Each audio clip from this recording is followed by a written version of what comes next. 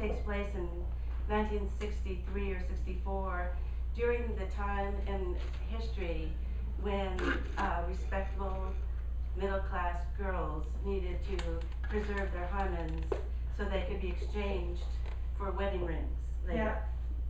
Yeah. Okay, so this is in the middle. Remember, I'm not me, I'm Jeffrey. I was not a dental student, however. I was not even pre-dental, and I had not done particularly well in my college Spanish courses. So it was very soon clear that I was completely hopeless as a translator of the important dental documents that needed to be prepared for the upcoming International Dental Convention.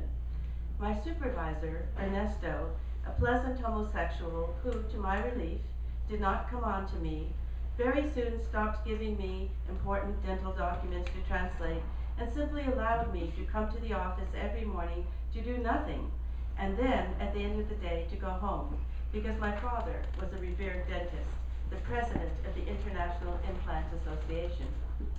Various important dentists, who were friends of my father, like Julius La Rosa Werner, would take me along with their families in their Mercedes riddled with bullet holes on alternate weekends to their houses in the mountains or their houses at the beach. During the week, of course, I slept in one of the bedrooms of the two-bedroom apartment of Alberto and Consuela, who slept in the other. Their flat was on the 4th floor, high above the street. Nonetheless, there were bars on the windows. One night, I was lying on my bed, reading a letter penned on pale blue airmail stationery, the kind that is its own envelope. It was from Wendy. She was having just a terrific time in Israel. She'd met an American guy who'd gone there to live, and he was showing her all around the country. His name was Marvin. I looked up and noticed there was a man outside, clinging to the bars on the windows. The bars are keeping him out, I told myself. There's nothing to worry about. The next day, I was sitting at my desk in my office in the cavernous Caracas Convention Center when a big, important dentist named Maurice walked in and invited me to go with him to the military ball. He was a man of about 40 who had a wife and a family, but his wife was in the mountains, so there was space at his table. The night of the ball, he came for me at Alberto and Consuela's. On the way to the ball, he took me for a few drinks. The men in the bar, and there were only men in the bar, came up to me and smirked. "Oh, Maurice, you have such a handsome date," they said, pinching me on the cheek. And that was when I realized this was a homosexual bar, and I was Maurice's date for the military ball. Maurice had brought me to this bar to show me off. By the time we arrived at the ball, I was thoroughly pissed. The ball was being held in a fantastically ornate, mirrored and gold-leafed palace. Maurice and I were seated at a table full of glamorous people. Next to me was the editor of the Venezuelan Life magazine, a blonde and bejeweled carcass, my grandmother's age, and a low-cut gold lame gown, who in short order took me out on the dance floor and started squeezing my behind.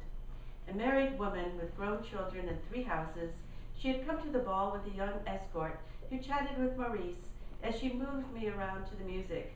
Having imbibed several glasses of liquor, I was apparently willing to go along with this.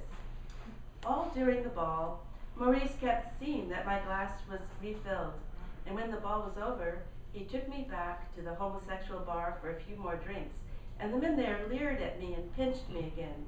By this time, I was so drunk I could barely stand up. "I just have to make a stop back at my house before I bring you home," Maurice told me. "Good," I said. "I really have to pee." Maurice's house was luxurious and richly decorated, like all the grand residences of the Venezuelan dentists. Upstairs, children and a maid were sleeping, or so he told me. I went into the bathroom, took out my dick, and began to relieve myself. Then, through the loud sound of the urine tumbling into the bowl, I heard another sound and turned my head. Maurice was in the bathroom. His face was in my face, his tongue was in my mouth, and his hand was on my cock. I pushed his hand away in disgust, but to my shock, humiliation, and outrage, I now had a hard-on. This was when I realized that everyone has every kind of sexual impulse. "I'm not a homosexual. Why did you think I was a homosexual?" I protested to Maurice. "I'm sorry," Maurice said. It was the way you looked at me when I first walked into the office. It was the sign. No, it wasn't, I said. I just like to look at people. You are a people watcher, he asked. But now I'm really horny, I exclaimed. Now you have to get me a woman. Bring me your maid. I can't really do that, Maurice said. She's 70 years old. Just calm down. Tomorrow I'll take you to a prostitute. The next day, Maurice introduced me to a whore he himself had frequented, who lived in a nice apartment with shuttered windows not far from Alberto and Consuela's. Her name was Inez. She was very cheerful, and in her arms I at last felt the fulfillment of all the desire I had repressed as I labored over Wendy's tight, unblemished body. Inez had dark eyes and an open mouth. When I was making love to her, I felt that my penis was enormous, that I had impaled her on the end of a long sword. Other times, I found myself swimming inside her, exploring the vast interior of an underground grotto. I patronized Inez regularly for the rest of the summer, arranging to see her by calling her from the Mercado beneath Alberto and Consuela's. Alberto and Consuela had no phone. The proprietors of the Mercado clearly knew what I was transacting, but if they sat in judgment of me, I didn't know by what standards. It seemed to me that there was no reason I should have to feel guilty when I was in Inez's bed, and that accounted for a great deal of the happiness of being with her. Inez was extremely nice to me, and we would have long talks after the performance of the act. Eventually, I told her about Wendy, how I couldn't go all the way with her because nice single girls in New York had to preserve their hymens for their wedding nights. Are you going to marry her then? Inez asked, and for a moment I wondered if that was where all the frustration I had been suffering with Wendy had been leading. Then Inez told me about her own life. She had one great love, an officer in the army. Sometimes they would go to stay at a charming hotel by the sea, where they would make love 12 times a night. When he made love to her, she experienced the exact happiness that is promised in birthday candles.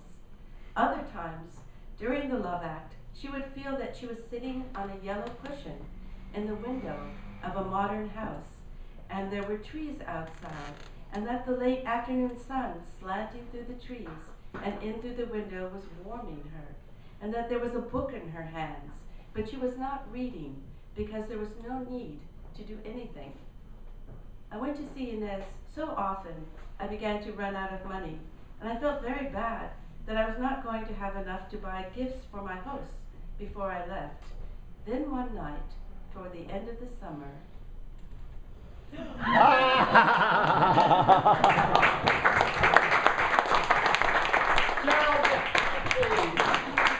that, my friends, is what we call in the business a cliffhanger. Thank you, Cheryl. It's great. Let me tell you something. Some crazy shit happens out here. It's fucking insane. Wow, thanks, Cheryl. That was great.